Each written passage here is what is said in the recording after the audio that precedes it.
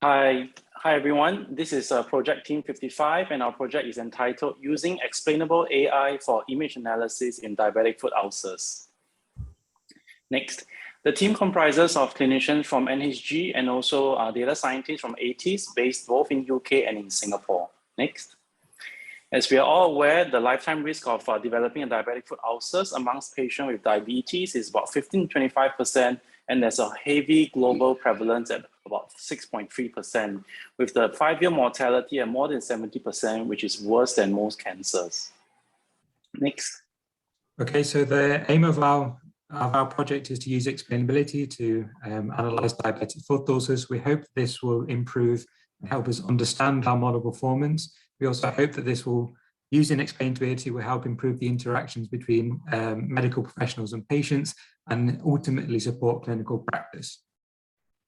We're planning on using the diabetic foot ulcer dataset from the 2020 challenge.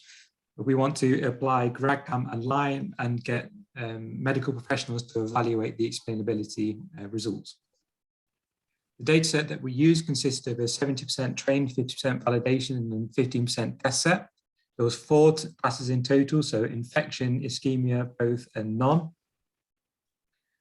We selected 4 models to train the images, and they are the DenseNet 121, DenseNet 121 with data augmentation, ResNet 101 White, and MobileNet V3. Next. We also implemented data augmentation techniques, and they are cut mix and mix up.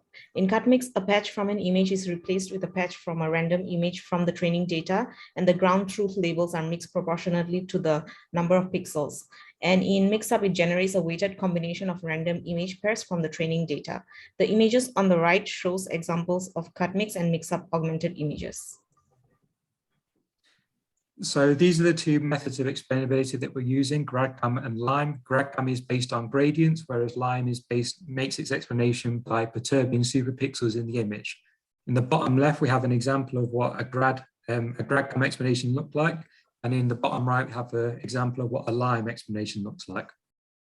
The green in the Lyme means that this part of the image contributed positively to the class, whereas the red indicates that this part of the image contributed negatively to the class label.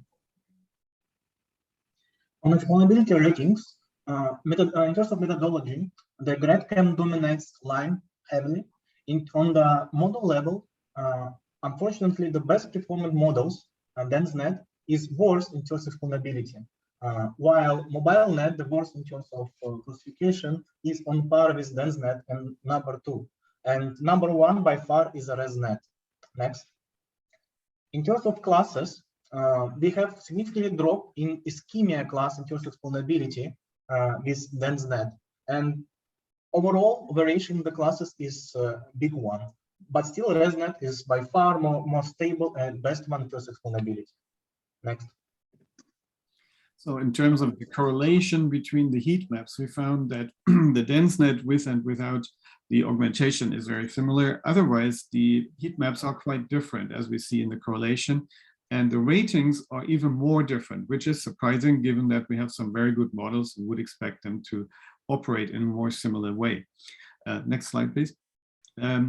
So to summarize, we've had valuable input from our medical experts that showed us that GradCam clearly outperforms Lyme, and that the model performance and quality of the explanation don't correlate much, so you need to treat them separately, as was also shown in the heat maps. But we feel that when you do this, you can increase the trust in models by patients and medical professionals. Next. So it has been a really fruitful weekend for us, and on behalf of the team, we'd like to thank the NUS Datathon team for organizing this event. So looking on, we will proceed with further research via the clinical validation of AI image analysis on Asian wound images, and we're expected to have results by the end of 2022.